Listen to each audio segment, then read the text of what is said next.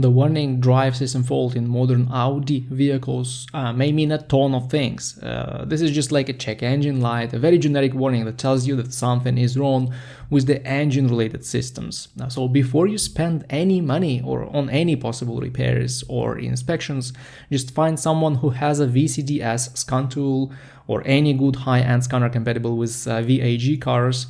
When you get the codes, this will narrow down the culprit significantly. In mild hybrid cars, this warning very often means that something is wrong with the lithium-ion battery pack.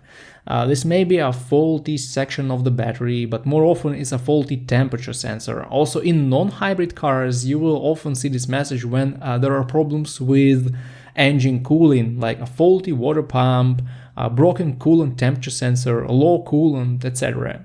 Faulty intake air sensors may also trigger this issue, as well as turbocharger problems.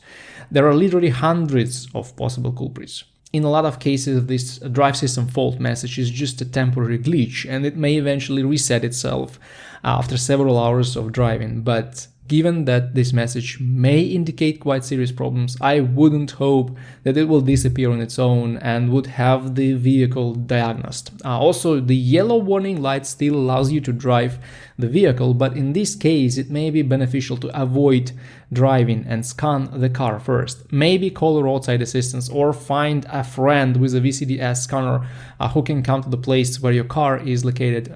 If your Audi is still under warranty, you may call the dealership and ask what to do. If they tell you that you can drive, then just drive to the dealership, and if something breaks down on the way, it will be the responsibility of the dealership. But if the warranty is over, I would be careful and scan the car first before driving it.